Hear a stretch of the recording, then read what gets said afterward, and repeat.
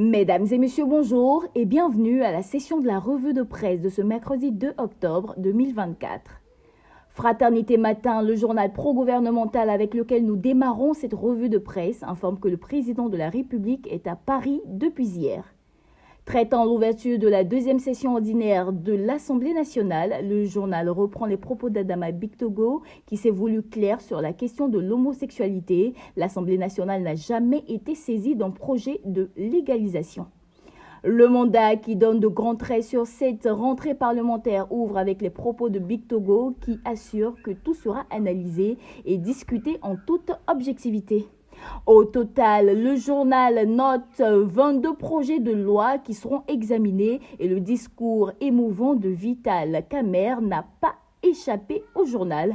Le Jour Plus, qui est tout aussi émerveillé par le discours du président de l'Assemblée nationale de la RDC, rapporte un pan des propos de Vital Kamerhe qui déclare que la Côte d'Ivoire est un pays de bons gens. Non sans saluer la transfiguration de la Côte d'Ivoire, qui est l'œuvre du miracle de Ouattara.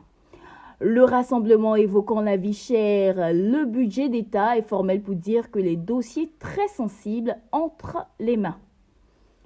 La réunion de haut niveau entre le président Alassane Ouattara et les pontes du RHDP, notamment les coordonnateurs régionaux, fait la grande manchette du journal Le Patriote. Le journal livre les 5 leçons d'une rencontre décisive et le matin, au terme de la rencontre, révèle la grande vision de Ouattara pour le RHDP.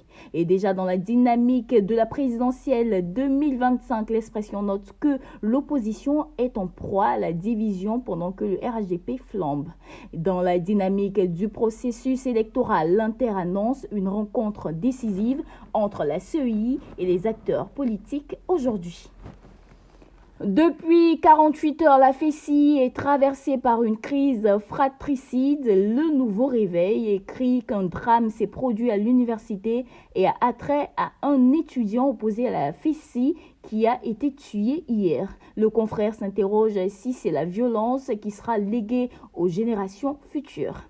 L'avenir sur les violences et crimes en milieu universitaire déplore qu'un étudiant a encore été tué sur le campus et le gouvernement, selon le confrère, vient de prendre la décision de suspendre toutes les activités syndicales.